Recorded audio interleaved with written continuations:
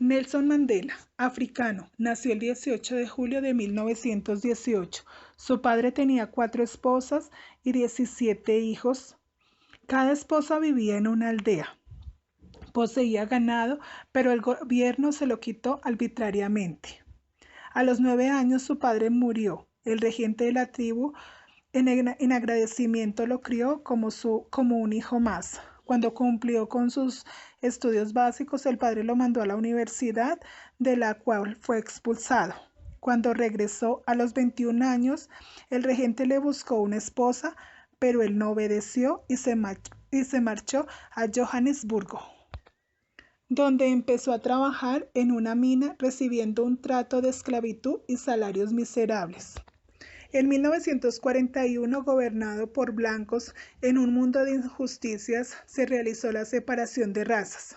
Se fue formando un hombre negro con resentimientos. Finalmente condujo a una rebelión. Cuando buscaba trabajo, conoció a Walter Silulo, activista del Congreso Nacional. Se impresionó porque Mandela era un hombre brillante y contaba con un potencial inexplicable. Walter Silulo le dio la oportunidad de trabajar en la firma de abogados y en la noche estudiaba derecho.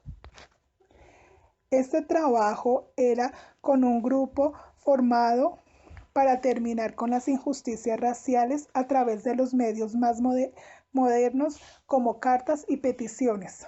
Fue escalando lentamente por el dominio del inglés. En 1944 conoció a una prima de Silulo y se casaron.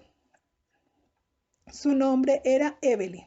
En ese año nació una resistencia política de Sudáfrica. Formaron una liga juvenil de Sudáfrica, la ANC. En 1946, a los 28 años, nació su primer hijo. Y en 1948 llegó la Apartheid, los africanos nacionalistas blancos que luchaban para mantener el gobierno de los blancos. Mandela y su grupo se pusieron en contra de la militancia. En 1952 el gobierno lo silenció, le ordenó que no hablara en grupo, ni siquiera podía asistir a las reuniones de cumpleaños de su hijo. Era una lucha constante contra la Apartheid.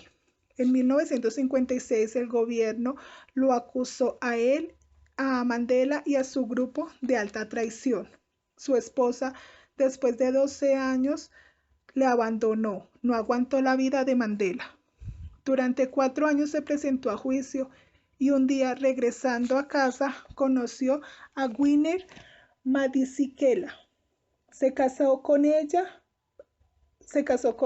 y ella era una mujer moderna e independiente y fuerte. En 1960 el gobierno disparó a 700 personas negras en desacuerdo a los cambios que Nelson Mandela quería. Mandela pasó a la clandestinidad de un día para otro y armando el ANC más fuerte. Se volvió un militar táctico. En enero de 1962 lo sacaron de Sudáfrica.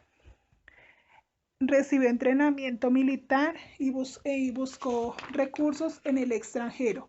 Cuando volvió para seguir la lucha, se colocó en su país, pero pronto se dieron cuenta y fue condenado a prisión por regresar al país ilegalmente e incitar a la gente a la huelga. Mientras estaba en la cárcel, fue acusado con su grupo por sabotear el gobierno. Lo judicializaron y le darían la pena de muerte. Mandela no se defendió, sino hizo un discurso de 4 horas con sus ideales. El 12 de junio de 1964 fue condenado por conspiración con 7 personas más. Su esposa pudo verlo a los 2 años. Esa cárcel tenía mucha discriminación y maltrato, pero pronto reconocieron el liderazgo de Nelson Mandela. En 1969, estando en la cárcel, se desplomó cuando se enteró que su hijo mayor murió en un accidente y no le permitieron ir al funeral. Y su familia fue perseguida. Winner se tuvo que separar de sus hijos. En 1976 empezaron a proclamar la liberación. En 1985 se liberaría a Mandela si renunciaba a la violencia y él rechazó la oferta por medio de su hija. Decía, no se puede negociar cuando uno está prisionero. Duraron negociando con él durante 5 años. En 1990 la ANC fue declarada legal. Fue liberado y logró muchos seguidores. El 11 de febrero de 1990, blancos y negros pertenecientes al gobierno lo seguían fielmente. Su esposa Winnie se volvió autócrata y fue acusada por secuestro. Mandela, después de acompañarla, se enteró de cosas indignas y la dejó de acompañar. En 1993 ganó el Premio Nobel de la Paz. El 27 de abril de 1994, la ANC llegó a gobernar, eligiendo a Mandela como presidente el 10 de mayo de 1994. Ahora tenía que cumplir con lo que le había prometido a la gente, que era casas, electricidad, agua y dar educación a mucha gente, asistencia médica a mujeres embarazadas y niños menores de 6 años. Ven a Mandela como un hombre de palabra. Una de sus mayores opositores es su exesposa, Winnie Mandela, disipando los temores a los blancos. Por el contrario, la figura de Nelson Mandela también tiene su parte mala.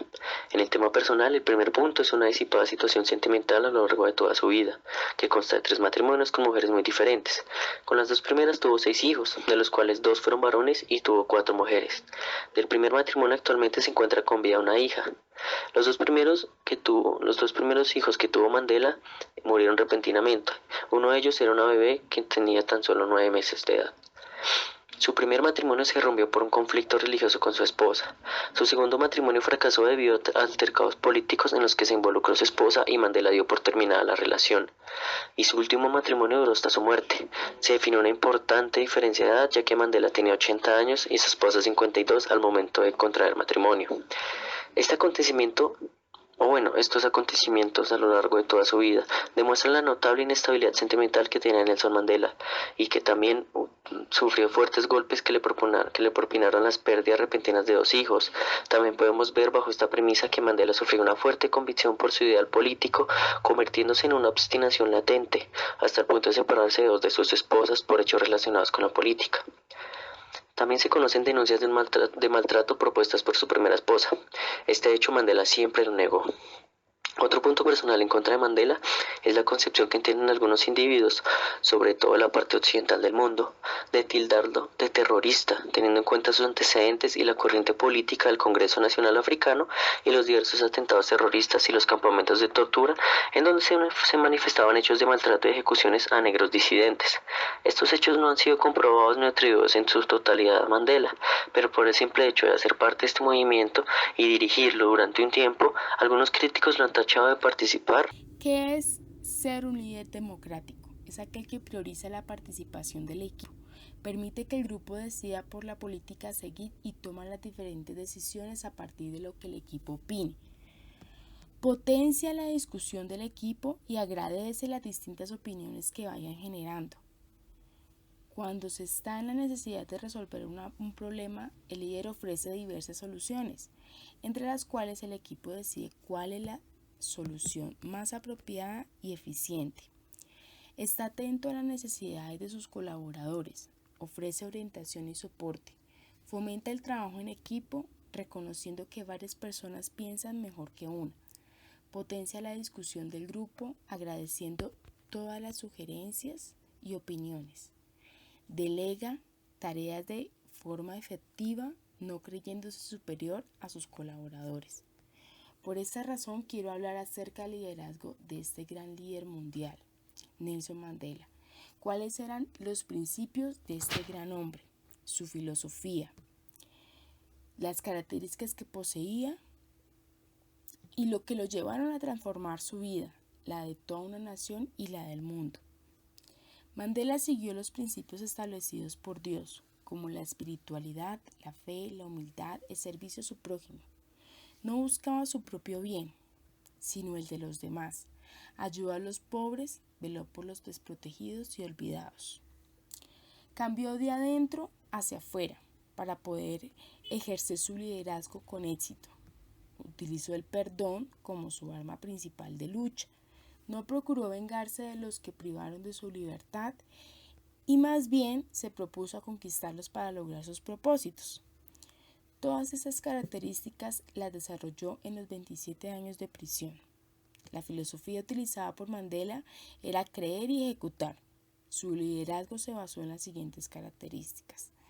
Primero, objetividad en el actuar. Nunca deja una idea al aire. La piensa, la analiza, la aterriza y la ejecuta. 2. No creyó en la inmediatez. Para Mandela, los objetivos se lograban a largo plazo. 3. Primero mi pueblo, después los demás. En alguna ocasión, Mandela comentó lo siguiente: los verdaderos líderes deben estar dispuestos a sacrificarlo todo por la libertad de su pueblo, y así lo hizo toda su vida. 4. Mantén a tus amigos cerca y a tus enemigos más. Era una estratega nato. Sabía que para poder derrotar a su enemigo, la mejor forma de hacerlo era conocerlo mejor que cualquier persona. 5. Capacidad de generar empatía con su gente. 6. Nada es blanco o negro. Siempre hay distintas formas para solucionar el problema. Lo importante no es hallar una respuesta, sino encontrar la mejor. Y 7. Para ser un gran líder, a veces tienes que dejar de serlo. El poder ha enceguecido grandes mentes. Para Mandela, el poder y el éxito excesivo eran indicios de perder la cordura y el camino correcto. Bueno, es interesante escuchar todos los grandes logros de Nelson Mandela, su filosofía y principios y las características que lo llevaron a transformar la vida de millones de sudafricanos, y en general fue motivo de inspiración para muchos, como lo menciona mi compañera. Sin embargo, difieron dos aspectos que son cuestionables y que incluso hoy en día son materia de discusión durante su gobierno, y que Mandela mismo reconoció, temas en los que falló en materia política. En primer lugar, la forma como afrontó la epidemia de SIDA. Elegido Mandela desde 1994 como el primer presidente negro en Sudáfrica, el gobierno de Mandela tomó muy pocas medidas para detener la epidemia de VIH, que infectó a millones de sus compatriotas. Sin embargo, su inacción dio vía libre a la negación de la pandemia y a acosos contra los que querían detener el virus. Los medicamentos para atacar la enfermedad fueron retenidos por muchos años. Millones de personas perdieron la vida por culpa del SIDA. Incluso él mismo aceptó o admitió que después de tantos años en la cárcel se volvió tímido para hablar de las enfermedades de transmisión sexual. Además, tras terminar la presidencia, Mandela se volvió parte de campañas para liderar nuevas políticas sobre esa enfermedad y acabar el negacionismo. Un golpe duro para él fue incluso la muerte de su hijo en 2005 a causa de esta enfermedad, lo que hoy en día incluso sigue siendo cuestionable. En segundo lugar, el poco cambio en materia económica durante su mandato. Cuando llegó al poder y tras 27 años en prisión, Mandela creía en un modelo económico al estilo soviético. Algunos líderes, incluso los de China, le hicieron cambiar de parecer. Continuó con la idea de una economía altamente regulada por el Estado. Algunos, por el contrario, le critican haber abandonado el populismo y el nacionalismo. Y hay quienes acusan a Mandela de mantener los privilegios económicos de la minoría blanca. lo que es bastante cuestionable. A pesar de que el crecimiento económico durante el gobierno de Mandela fue mucho mejor de lo que esperaban algunos, la pobreza y el hambre de esa época se mantienen hoy en día y Sudáfrica sigue siendo un país altamente desigual. Eh, para mí, desde mi punto de vista, estos dos aspectos son bastante cuestionables durante el gobierno. Gracias.